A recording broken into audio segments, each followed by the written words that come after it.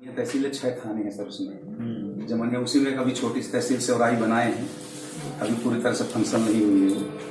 तो ये है सबसे 2 तहसीलें अभी तक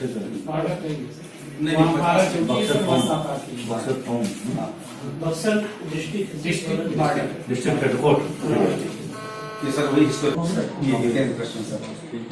तो और सर इसे इधर हमारा जो बॉर्डर लगता है सर चंदौली लगता है, फिर वाराणसी ग्रामीण है एरिया की एक डिस्ट्रिक्ट 1250।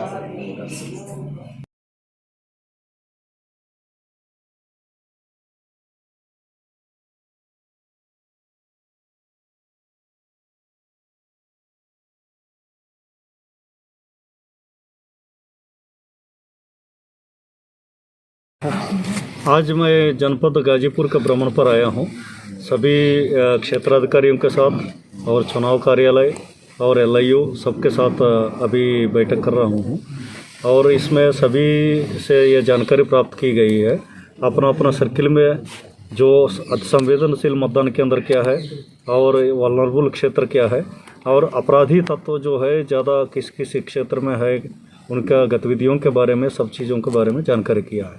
और इसके बाद मैं मतदान केंद्रों का और जहां CPMF रुकने का स्थान है उन स्थानों का मैं भ्रमण करूंगा, तो वहां का जो व्यवस्थाओं के बारे में जानकारी करूंगा। सर इस बार का जो है बिहार के सर एकदम पोरस बॉर्डर शेयर करता है सर, क्या अलग स्ट्रैटेजी क्या रहने वाली है पुलिस डिपार्टमेंट की? ये बिहार का लगभग जो है 34 किलोमीटर जो बक्सर और भभुआ क्षेत्र में जो है उसका उससे बॉर्डर लगता है, तो उस एरिया में हमारा जो है इंटरस्टेट बैरियर्स लगेगी और पर्याप्त मात्रा में इंटरस्टेट बैरियर्स और वहाँ पर्याप्त पुलिस बल भी वहाँ तैनात किया जाएगा और जो एक तरीक़े से जनपद को चारों ओर से सील किया जाएगा। एक तो बाकी जो है इधर हमारा चंदौली और इधर वाराणसी रूरल और जौनपुर ये सभी इधर मऊ का भी बलिया का भी बॉर्डर है यहाँ का, तो जो अंतर जनपदीय बॉर्डर भी है ये सीमाओं पर भी बैरियर्स लगेगा और वो जो है जनपद में आने जाने वालों का गतिविधियों पर वहाँ चेक किया जाएगा। सर गंगा से बहुत सारा हिस्सा डिवाइड होता है, ट्रांस गंगा में बिहार का इलाका पड़ता है, इस तरफ यूपी गाजीपुर का इलाका पड़ता है, तो सर वाटरवेज पे सर्विलांस के लिए क्या स्ट्रैटेजी है?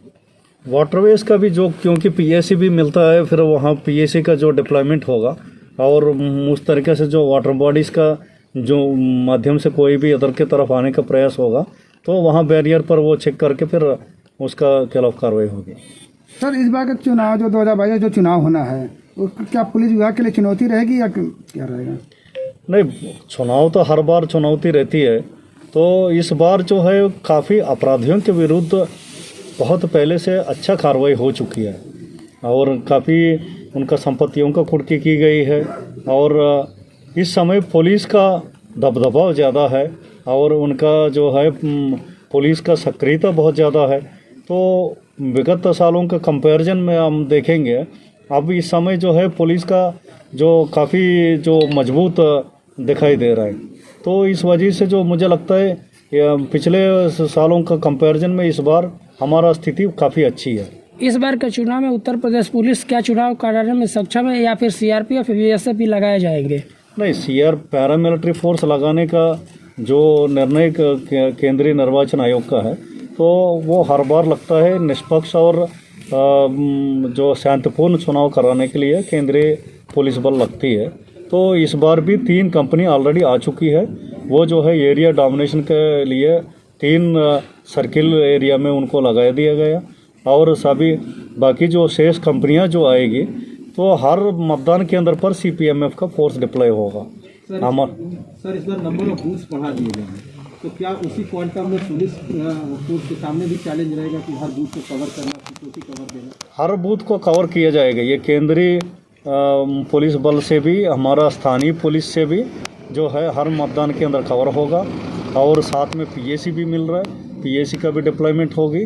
तो ये सभी फोर्सेस का रोकने की व्यवस्था भी कप्तान साहब के द्वारा काफ़ी एक्सरसाइज कर दिया गया, इनका जो है जगह जगह पर यह कर दिया गया। सबसे महत्वपूर्ण बात यह है SP साहब स्वयं सक्रिय है, वो उन्होंने जो है अपराधियों के विरुद्ध कार्रवाई में काफ़ी कार्रवाई किया जा चुका है और संपत्ति का कुर्की भी का 50 करोड़ से ऊपर जो है वो इनके आने का 3 महीने में ही अच्छा कार्रवाई किया हुआ। तो काफ़ी अच्छा कार्रवाई हुआ। अभी कोविड चल रहा है, क्या लगता है कि कोविड में किस तरह के गाइडलाइन होंगे या फिर किस तरह की व्यवस्थाएं होंगी? कोविड के लिए भी हमारे पास पर्याप्त व्यवस्था है। बेसिकली पुलिस के लिए अलग से बजट भी मिल रहे हैं। इसके लिए मास्क और सैनिटाइज़र खरीदा जाएगा और सभी पुलिस वालों को दो डोज का वैक्सीनेशन हो चुका है। अब बूस्टर डोज का भी वैक्सीनेशन चल रहा है। तो इस प्रकार के पुलिस बल के लिए वैक्सीनेशन हो गई। और जो मतदान के दिन जो है वो मतदान केंद्रों पर गोला बनाया जाएगा। गोले में जो है एक एक जो मतदाता खड़े रहेंगे, तो उस प्रकार जो है वहाँ भी दूरी मेंटेन करते हुए एक व्यवस्थित रूप से सबका मतदान होगी और कोविड के लिए कोविड नियमों का अक्षरतः पालन किया जाएगा। पिछले चुनाव में त्रिस्तरीय पंचायत चुनाव में उत्तर प्रदेश पुलिस के कोरोना टेस्टिंग के लिए बैन लगा हुआ था। क्या इस बार भी कोरोना का ग्राफ बढ़ रहा है? इस बार टेस्टिंग होगा प्रशासनिक या फिर इस पर भी प्रतिबंध रहेगा? नहीं, अभी तो ऐसा कोई प्रतिबंध वाला बात नहीं है। तो कोरोना टेस्टिंग तो कर सकते हैं, उसमें कोई वो दिक्कत नहीं। सर, कन्वेंशनल क्राइम के अगर कंपैरिजन देखा जाए तो उसी रेशियो में सर क्रिमिनल्स ने अपना मोडस ऑपरेंडी चेंज करके साइबर क्राइम की भी संख्या बढ़ रही है। तो सर इसकी क्या स्ट्रैटेजी होगी काउंटर करने? ये आपने बहुत अच्छा बात पूछा। बेसिकली अब जो है कन्वेंशनल क्राइम से लोग अब साइबर क्राइम की तरफ बढ़ रहे हैं और साइबर क्राइम में बहुत बड़ा चैलेंज ये है, पीड़ित हमारे पास रहता है, अपराधी जो है अन्य प्रदेशों में रहता है, कोई दक्षिण में है, कोई जो है झारखंड से ऑपरेट कर रहे हैं, कोई कहीं से कर रहे हैं, तो कोई असम से कर रहे हैं। इस प्रकार की होती है। तो इसमें इस साइबर अपराध के लिए हर परिक्षेत्रीय स्तर पर मतलब हर रेंज हेडक्वार्टर में एक साइबर थाना माननीय मुख्यमंत्री जी के द्वारा प्रारंभ की गई और माननीय मुख्यमंत्री जी के आदेश से हर थाने पर भी साइबर का जो है एक हेल्प डेस्क खोली गई और जनपद स्तर पर भी एक साइबर सेल है। हर कप्तान साहब का ऑफिस में एक साइबर सेल है। तो ये साइबर अपराध जो भी होता है उसको 100% पंजीकरण करके हम लोगों के द्वारा उसका पैसा भी बरामद की कराया जा रहा है। उनका पैसा उसको रिटर्न भी कर रहा है, क्योंकि जो साइबर का जो है डीजीपी मुख्यालय में जो साइबर ऑफिस है उनके द्वारा सभी प्रदेशों से जुड़ी गई है। सबके साथ जो है एक व्हाट्सएप से भी कनेक्टेड है ये लोग। तो कहीं का भी अपराधी होगा वहाँ के लिए मैसेज भी भेज के फिर आपस में समन्वय बना के वो कार्रवाई भी कर रहे हैं। तो साइबर अपराध पर जो है नियंत्रण के लिए समय समय पर इन लोगों को प्रशिक्षण भी दिलाया जा रहा है डीजीपी मुख्यालय के द्वारा।